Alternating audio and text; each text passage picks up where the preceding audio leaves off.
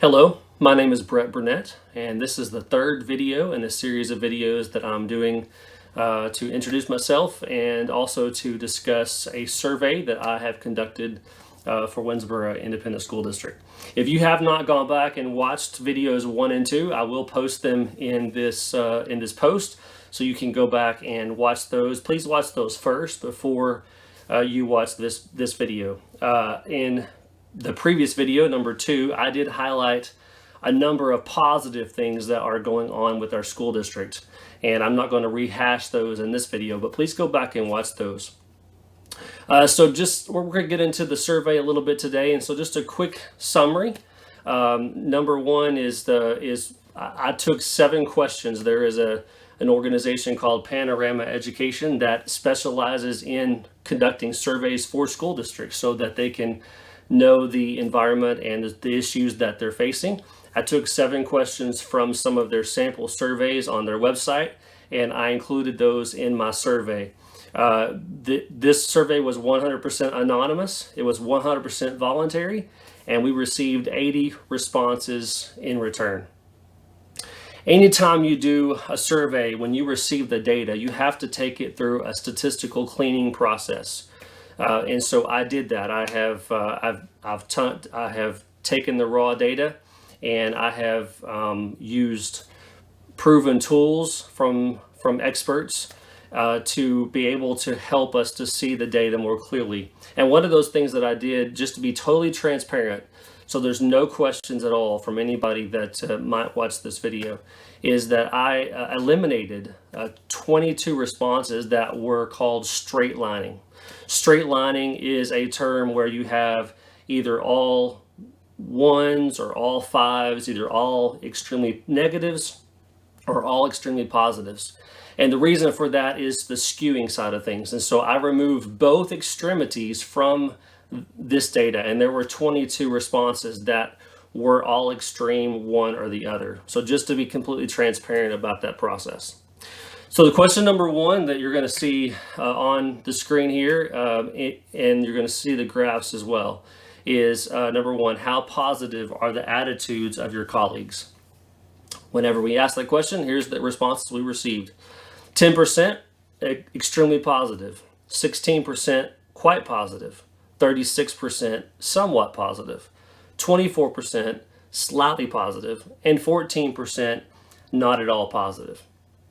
Now, if I were the CEO of a corporation and I had a number of employees that worked under me, and I asked this question, as a CEO, I would obviously love to have all extremely positives. It's not going to happen in reality. But I would certainly hope that I would get a majority that were at least quite positive. If I get into somewhat positive, that also implies that things are somewhat negative. And so I wouldn't want that, because that would be a response that would say, well, I'm not sure, it kind of depends on what we're talking about. And so if we look at this data and see that if we just look at those top 2 responses, those top 2 choices, only 26% of those that responded, whether they were a teacher, aide, or a principal, only 26% said that their attitude of their colleagues is quite positive or higher. And so that does ask some questions of, well, why is that? And so you as the viewer, you as watching this video, my challenge to you is to try to figure out why. You go talk to some teachers that you know, talk to some people that are in the 4 walls of our campuses and see maybe what they responded, and just see if you can determine on your own why things aren't as positive as they could be. And as I said before in the previous video, and I'll just briefly state here, is that a lot of good things going on, and every district has problems. But if we want to go from a good district to a great district, we have to acknowledge the problems, and we have to recognize there are concerns. And if we just stick our head in the sand and don't acknowledge those issues and aren't willing to face those issues head on, we will never get to be a great district. Question number 3 in the survey, and I'm going to skip to 3 because 3 and 1 were very similar. Question number 3 stated this: overall, how positive is the working environment at your school? 7% said extremely positive, 38% said quite positive, 26% somewhat positive, 24% slightly positive, and 5% not at all positive. So again, if we look at those top two, and if I'm a CEO and I'm asking how positive is the environment that you're working in, again, I would want it to be quite positive or higher, simply because somewhat positive also infers that things are somewhat negative. And so I definitely want it to be a positive environment. And if it's anything less, then I've got some things I need to deal with.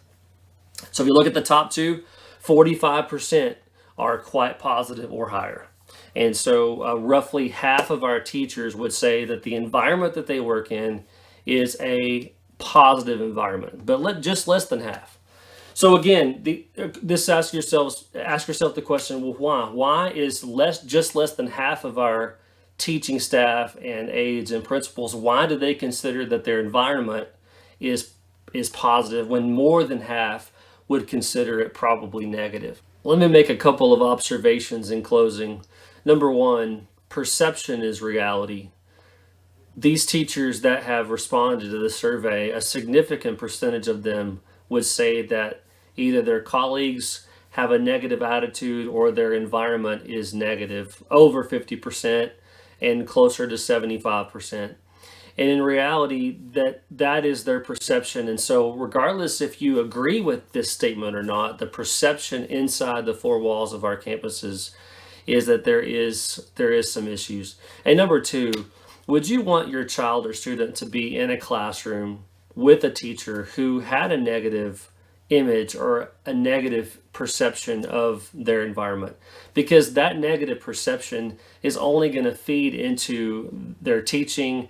It's going to pull out some of the joy that they normally would have in that classroom. And we know that joy and enthusiasm and excitement in a classroom by a teacher is certainly a valuable and a powerful way to teach and to transfer knowledge to a student.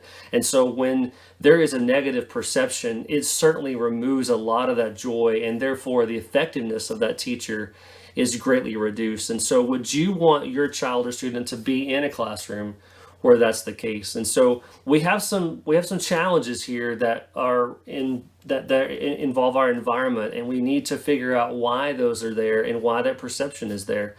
And so I challenge you to begin to ask questions. Please ask teachers that you know, ask people inside the four walls, and begin to do your own digging. We'll be answering more questions and analyzing more of this survey in videos to come. And so stay tuned. Have a blessed day.